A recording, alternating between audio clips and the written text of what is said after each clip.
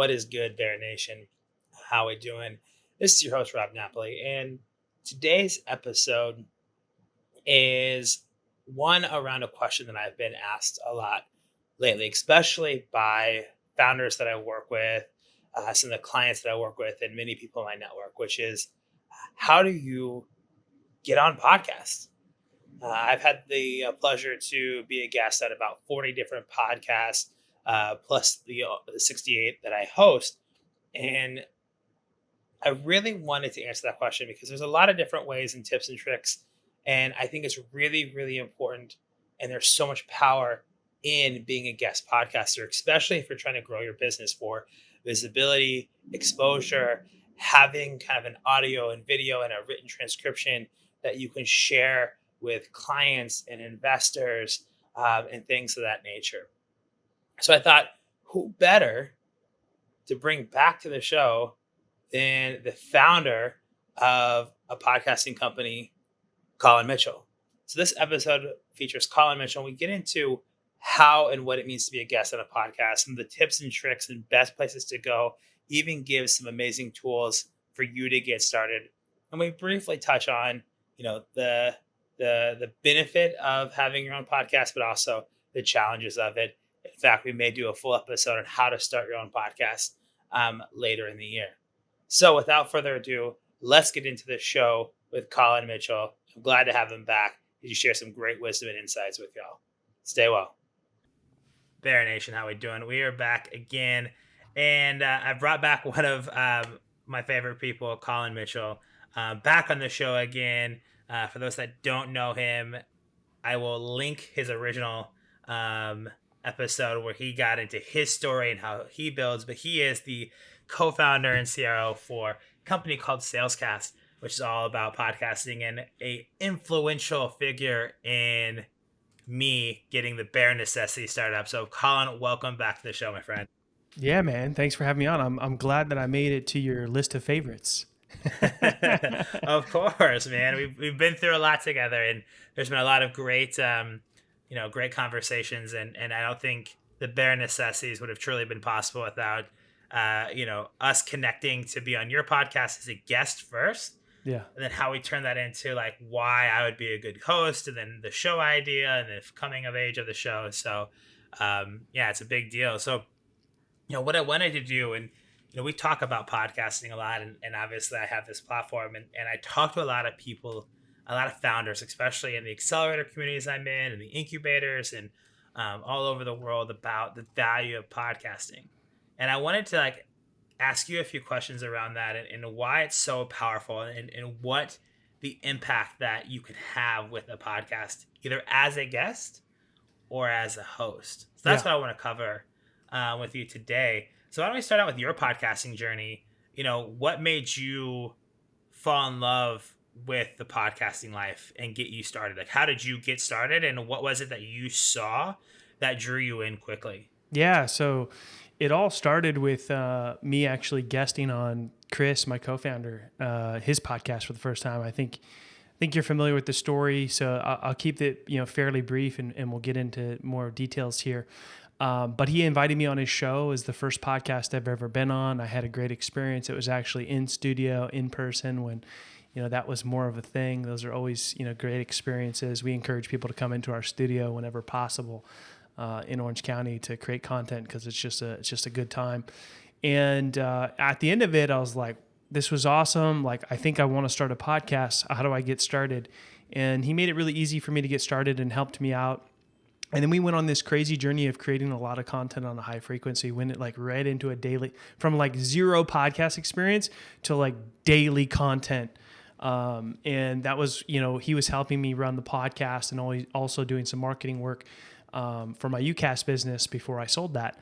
And we created process, and we created a lot of things around creating high frequency of content, all centered around the podcast, right?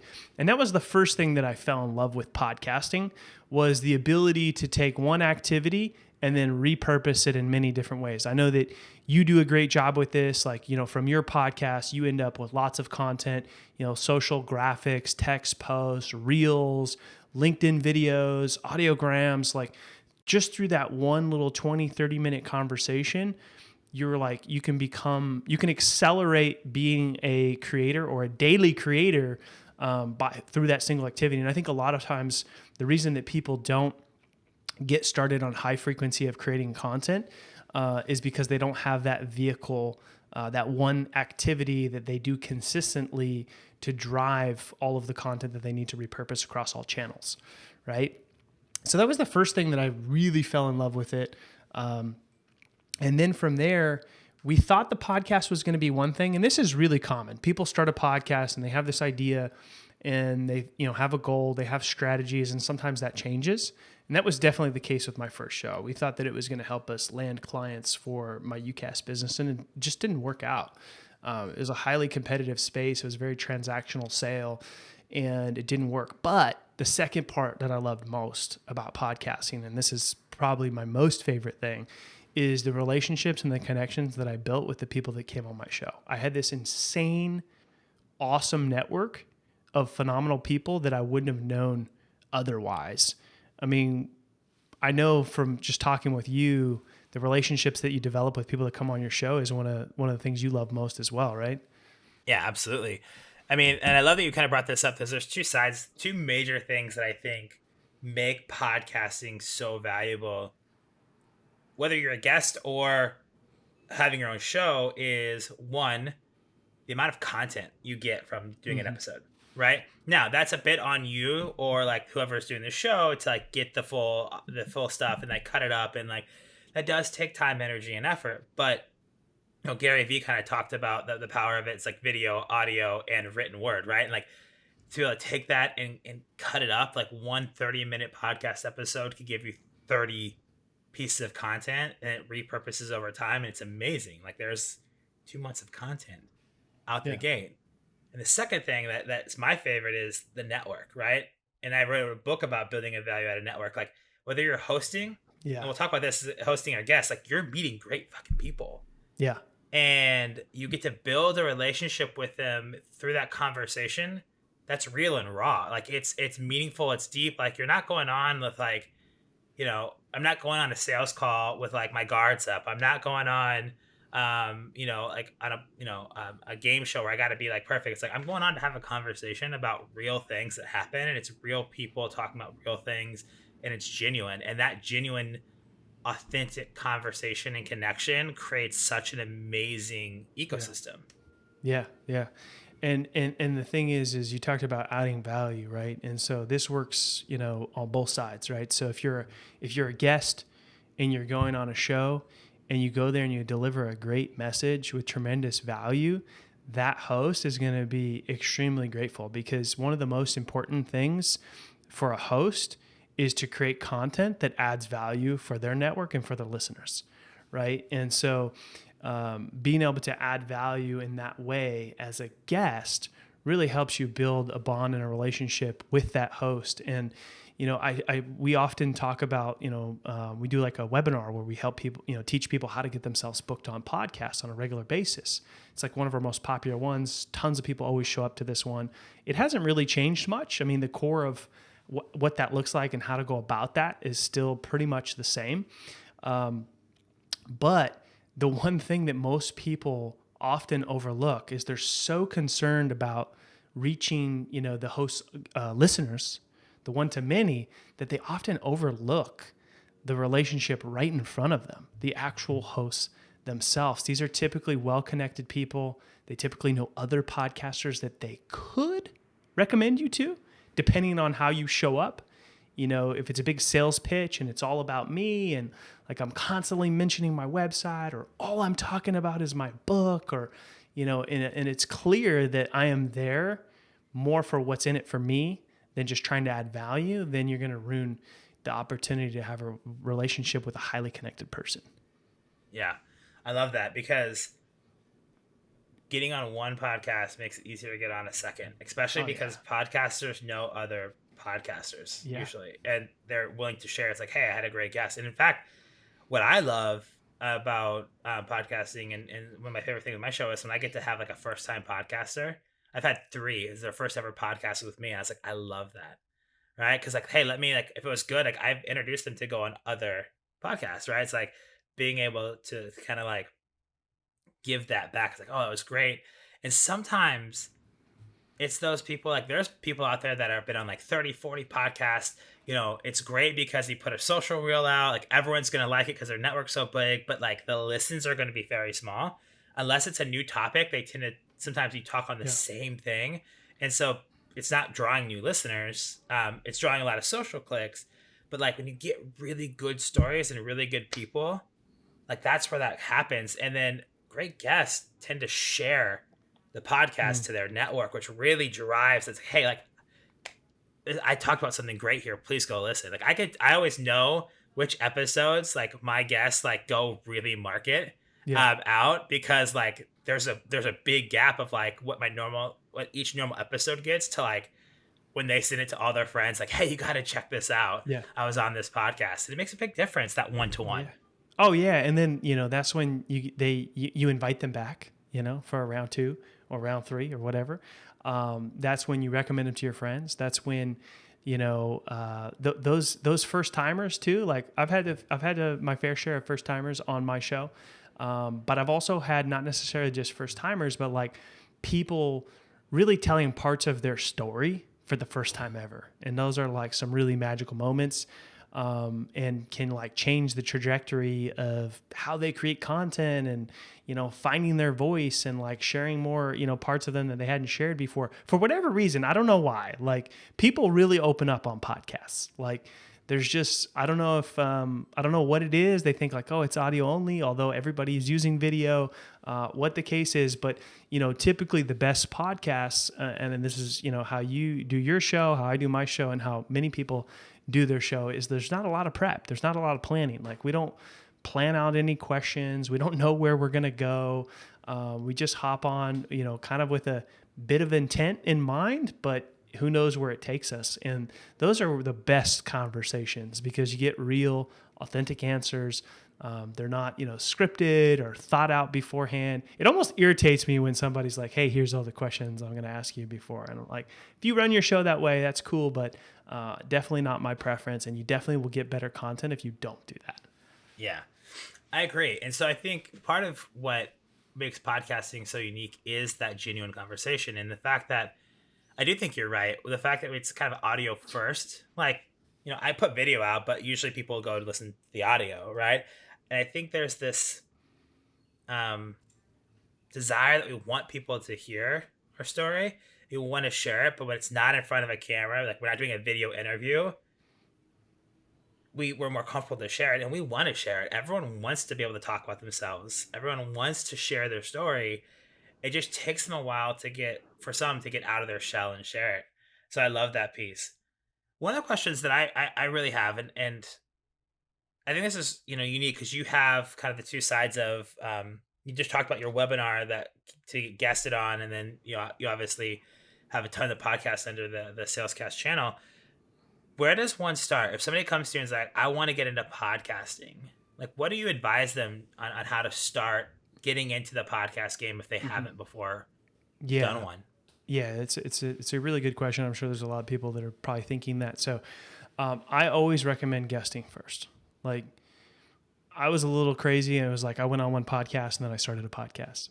Most people guest on a handful of shows before they start their own show. I know you personally, Rob, like you guested on a ton of shows and really thought through starting a podcast before you actually started, the bare necessities, right? So I don't know what the right answer is. The right answer is like when you're comfortable, you find your voice and you're like comfortable telling your story.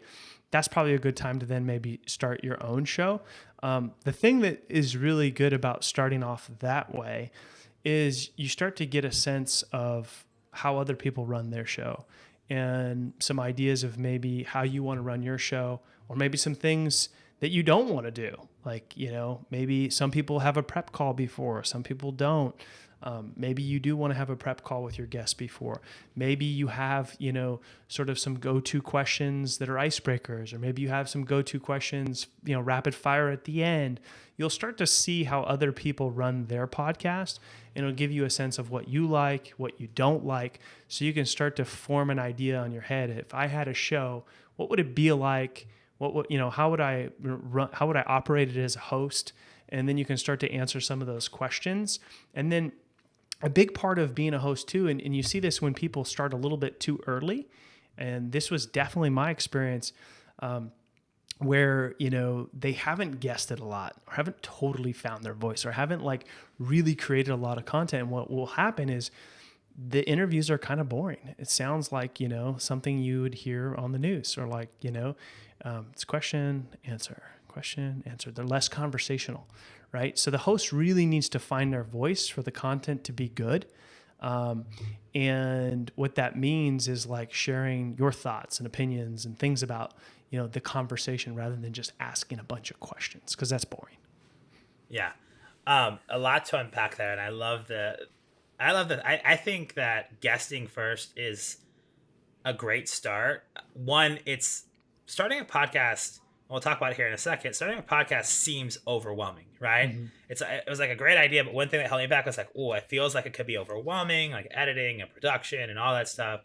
So, out the gate, I think And it doesn't feel that, like it is. It is a lot. yeah, It is a lot to run a show and to keep it going, because like I think only 1 in 9 podcasts like still release episodes today that have launched, right? And most people never even make it to 10 episodes. So like it is a lot to start a show.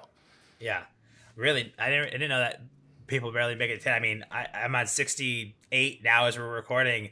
And I do think that, there was a little bit for me, a struggle of like making sure that I had enough consistency. That was a bit my fear. So I think guesting is a great way to start. You learn. And like for me, I was guesting a lot with my former company as a sales organization. So I was doing sales podcasts. And then as that company got sold and I started Bare Necessity, was all about entrepreneurship and the new business I had. So I actually had to like work on, that was some of the advice you gave, is like, changing your story and like the stories that you tell and like the subject matter. Like this was your life before and this is your life now. And how do you like kind of bring that full circle and share that? And guesting gives you that experience to do that. Guesting gives you an experience. Like great guests also ask questions back. So it gives you that chance to like do a little bit of back and forth and get yourself comfortable with being on camera, being behind a mic, sharing stories, asking questions, being vulnerable. And I do think the best podcasts are about being authentically you, and telling real, raw stories. Like I've heard those podcasts where they interview and it's like the best of highlights and it makes it seem glorified. And I was like, this shit sucks. Like there's nothing in there that really talks about the challenge, and you make it seem so easy, and it's not. We know that. So I think guesting is definitely the way to go. So if somebody comes to you and is like, I want to start guesting on shows, what should they look for, right? Like when you look to guest, and I kind of brought up my story because we had this conversation a little bit. How do you kind of focus on like what shows you should go for and what you should look at, and how do you kind of like even know where to start on the guesting side? Yeah. I mean, so the first thing is what kind of value can you bring to an audience? Like, what are your talk tracks, right? And, if you're a sales leader, maybe you have sales leadership talks. If you're a founder, maybe you have, entrepreneurial experience to share. I think the biggest challenge is a lot of people think is like, oh, I don't have any value to add. And it's like, you do. Your story are unique enough. You just got to start talking about it. And like, you don't need to have like some 8-figure, 9-figure exit or raised 60 million or Series B. Like you don't need to have those. Like a lot of people think they need to have some sort of level of achievements or some sort of job title or some sort of experience before they get started on this journey. And that's not true. So the first thing you need to do is wake up to the fact that that's not true and stop telling yourself that lie. And then figure out what experience that you have, right? Because you started somewhere and there's somebody ahead of you that maybe you look up to, and there's people behind you that look up to where you're at, and you can help them figure out how to get there. And so you have a story to share, and it's important and it matters. And what is that story? And what type of audience would benefit from that?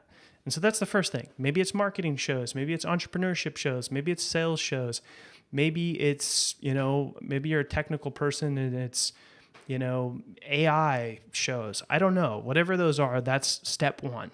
And then there's tons of resources of where, like, you don't want to like scroll through the podcast apps and like look for shows. It's not efficient, right? So there's tons of resources of where you can start to put these lists together.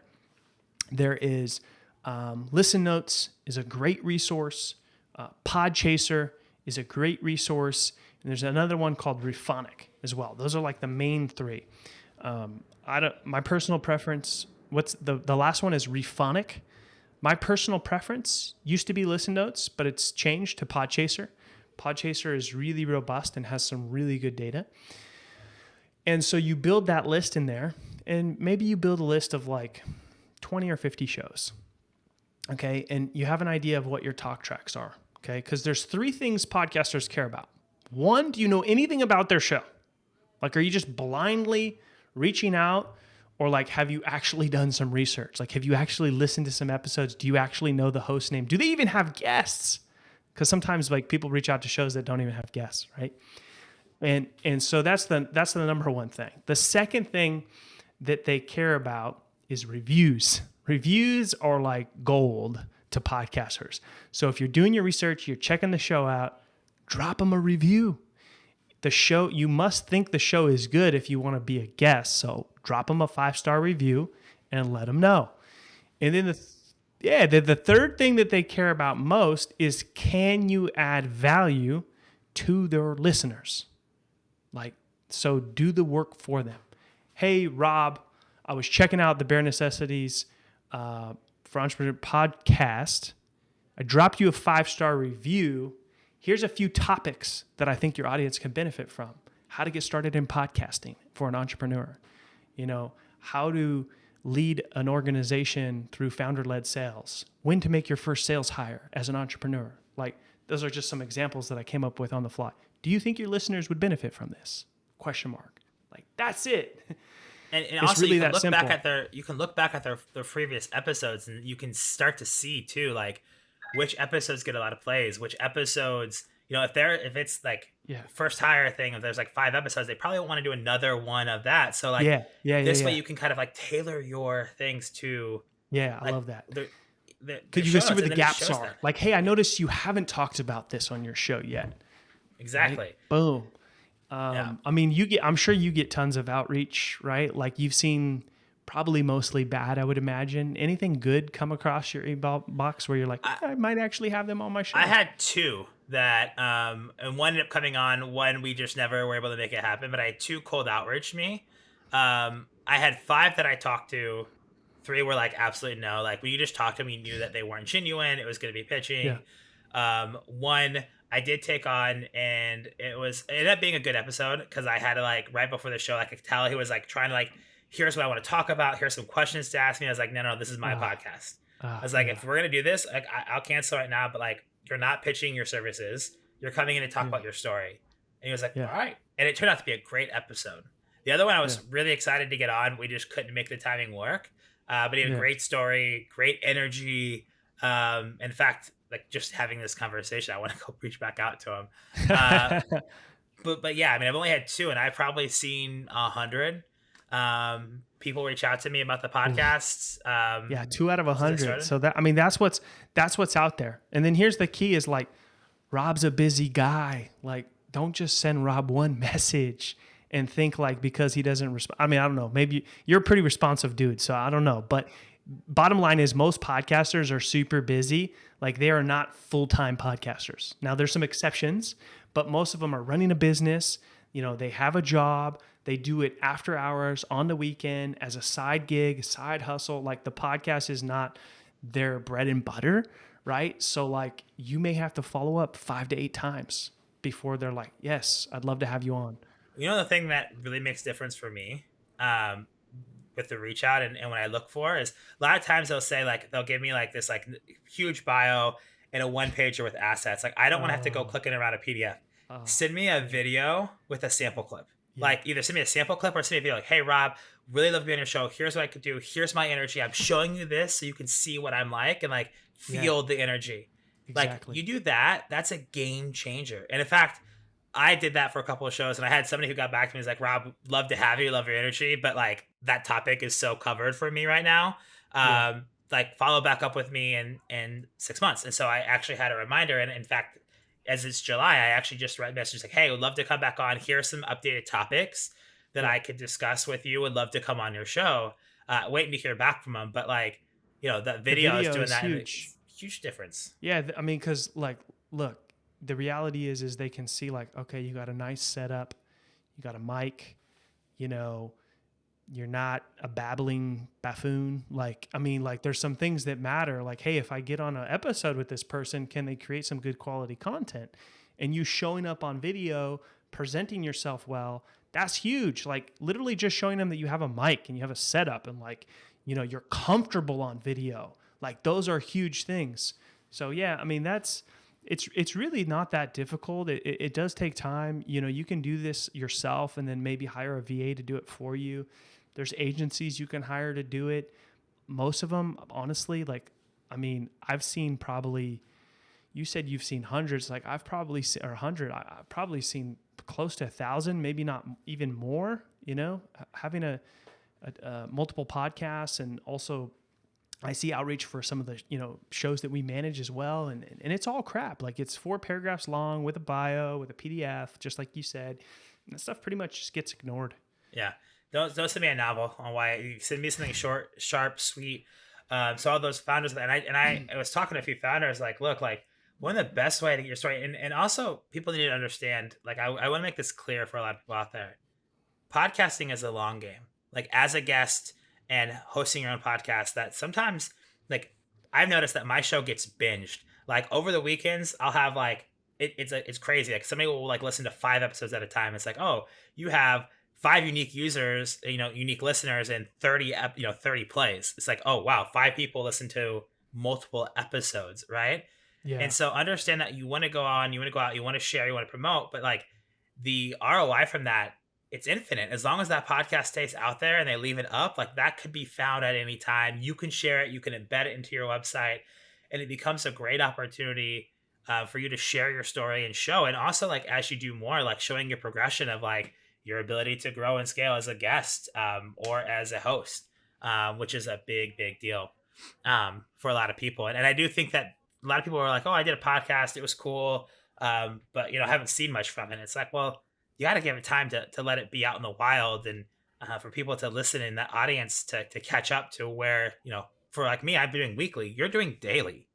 Like I'm still like months behind on your show, and like sometimes I skip through episodes, sometimes I skip fast. Like some episodes like really catch my eye. Like, oh, I want to go listen to that one. So when there's a lot of content, you have to understand like it takes time to consume that. So don't get too eager to dismiss the idea of podcasting when you got to Yeah. understand how it's consumed. But you also need to review. Like, if you go on a show, don't just be like, yeah, now all the leads are going to flow in. Like, go listen to the episode. Because let's be real, you might have sucked. Like, really, you might have sucked.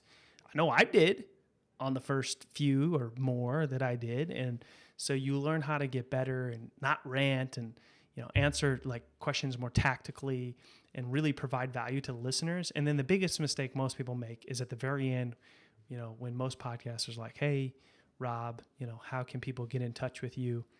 They typically will give way too many options, right? And so give one option. Like, what do you want them to do? If you're trying to grow your podcast, tell them to check out your show. If you're trying to grow your social following, pick one social handle. You're trying to get people to download the first chapter of your book, give them something for free, a guide, a takeaway, something of value, a free course. Like, pick one really killer call to action. So at the very end, after you've provided a ton of value, people will actually go there rather than saying, hey, follow me here, and I talk about this and my side hustle, and I also do this. And then it's just like people do nothing because they're overwhelmed. And then that's when people are like, yeah, guesting doesn't work.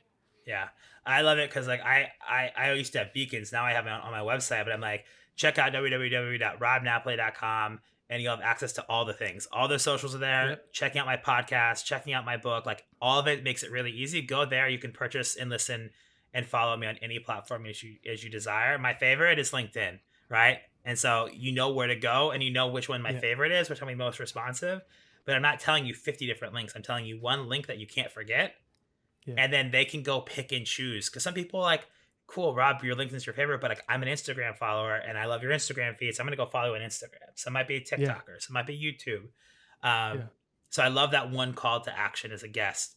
Yeah. And as a host, thinking about like making sure to like get that strong so that you can have all the links in there and you can drive back to your guest and do right by your guest, which is Yeah. super, super important. We didn't get too much into like starting a podcast. I think we have to do a part 2 on that. But for those out there thinking about starting a podcast, we did mention that it is a lot to be consistent. Where should one start? What would your advice be? It's like, hey, Colin, I Yeah. am thinking about starting a podcast.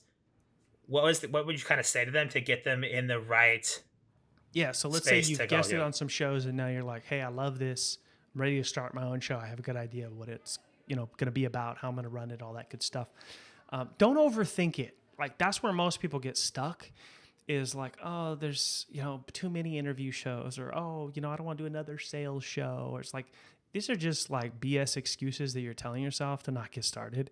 Or like, oh, I need to have the perfect plan. Like that doesn't exist. All right. And just get started. Like you'll figure it out. It'll get better over time. You can join communities like we have, get tons of resources and help, connect with some other podcasters and be like, yo, how did you get started? Right? Like that's a really good thing to do. But like it's not that complicated to get started. You need a name, you need some artwork, you need an intro, you need an outro, you need a podcast host. That's like if you want to go free, you can go Anchor. If you want like more of a premium host that has some additional features and reporting and ad support and things like that, Simplecast is my go-to. And then, just get started. Start recording episodes. Like even if you do it on Zoom at first, that's okay. It's not the best option, but you can get started. Today we're recording on Riverside, which is my recommendation. I used to say Riverside was a little bit more difficult because you end up with a lot of different files and like matching them all together can be challenging. But they've actually got some features built in where like you can do some of the editing on the platform. I personally have never used them. Our team doesn't use them. But for people that are like doing it themselves, just getting started, I think it's like good enough and works fine. Yeah. I actually edited my first, for those that are listening, I use Colin's team, but I wanted to like teach myself some things. So I edited my first one on this platform and How was it? it was harder than I thought, considering that I had to take 2 weeks to get the episode out. Yeah. Yeah. It was harder than not I thought. easy. Yeah. Yeah. And think about like before Riverside had those tools, like it was even harder. But it will be hard at first, and then you'll build a system, you'll build process, you'll figure it out. Maybe you have a VA do it, maybe you have somebody on your team do it, maybe you hire an agency to do it. But like just get started. That's the key.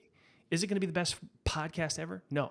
But like as long as you're building relationships, having good conversations, creating valuable content, that's a win. Don't worry about the downloads and the unique listeners. It's hard not to pay attention to that stuff, but like just ignore it in the beginning. As long as you're, building relationships with people in that one-to-one, it's going to be a successful activity, even if nobody listens. That's one thing that I will say is I track my stuff and my downloads and all that, and I do pay attention, but it's never bothered me. Like I'm playing the long game here. I'm 68 episodes in. One of the cool things, I have listeners from 65 countries. Like 65 people from 65 countries have tuned into my podcast, and I don't even think I have that. I have downloads, but I don't think 65. I don't have. I'm still 65 surprised. Like countries. there's names of countries. I'm like, how the hell did you find my show? Yeah. But that's the cool thing about it. And I will say this: that get started. Like Anchor makes it easy. Riverside makes it easy. You don't even need video to get started. Like start with audio. Like I'll tell you, the first 10, 15 of mine I've gone back and looked at. They're not bad, but they're not great. Not near as good as the next 15, 20 and the next 15, 20. And now we're on 60 and it's changed so much. Oh yeah, and another tip is like for the first like 5, just pick some friendlies, like people well, people you jive well, that have good energy, like because it's gonna be hard, and they will give you some real feedback. Like so, at the end when you're done, and you can be like, "Yo, how was that?" And they can be like, "Dude, that sucked. Let's redo it." Because I've had that happen. Like one of my initial episodes I did with a good friend. And he's like, dude, loosen up, be yourself. That sucked. He's like, I have time. Let's redo it.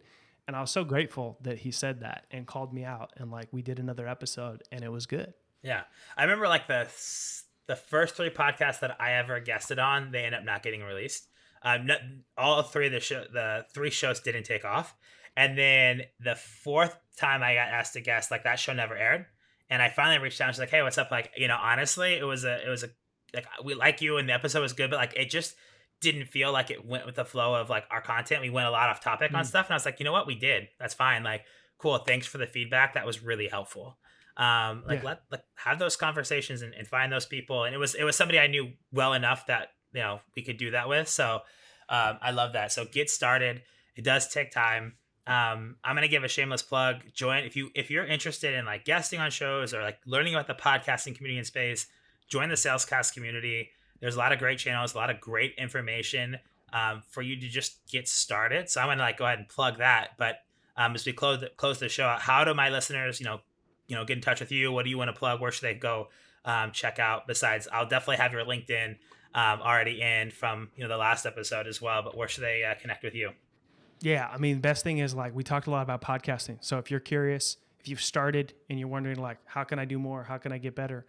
Or if you're stuck and you're like, I don't know where to start, and you want to learn more to get started in podcasting, whether that's guesting or hosting your own show, just go to salescast.community, and that'll get you access to our community, and you get plugged in with, I think, 550 plus podcasters.